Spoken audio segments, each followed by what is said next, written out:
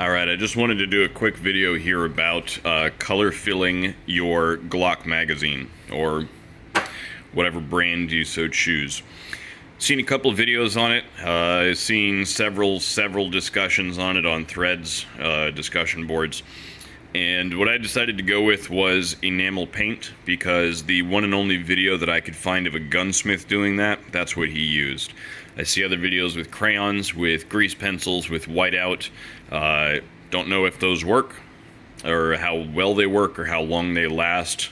But what I do know is that the seemingly most permanent version using enamel is very easy to do, okay? I literally failed kindergarten art class because I wouldn't color inside the lines, and yet I got this with, I don't know, 30 minutes worth of work, maybe.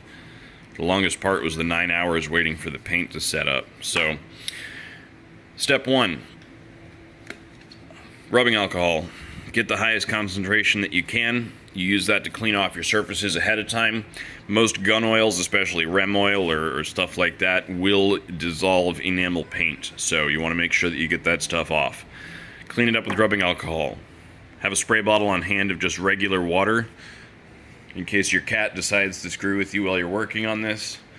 Don't get those bottles mixed up. Okay, so prepare the surface with the rubbing alcohol. Next, you just take a paintbrush with your paint and you shove it all up in there. I would wait a couple minutes between coats, and I would just fill it all up again until I couldn't see any black down inside the crevices that make up the engraving here.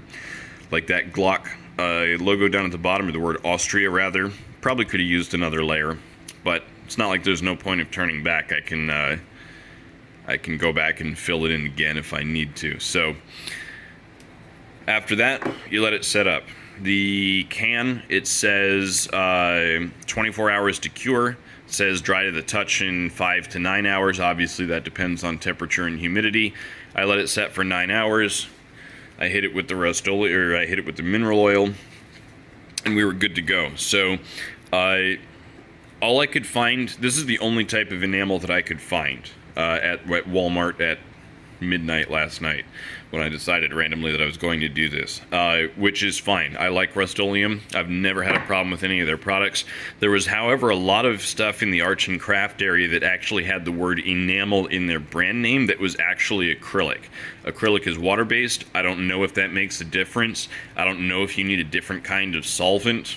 I'm not sure, but just be careful when you're choosing that. I also didn't want a shiny finish. I wanted a matte finish, and this was the only one that even had, you know, it calls it satin, which I think is kind of a semi-gloss or whatever, but acrylic is not easy to get in a flat type of finish.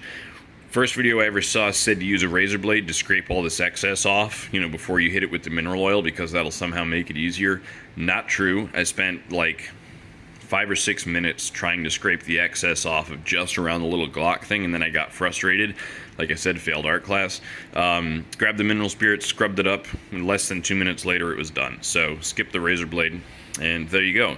Prepare the surface with rubbing alcohol. Splash it all up with your paint. Let it set till it is dry to the touch at least. Don't use a razor blade. Rub it all off with mineral oil. Good to go.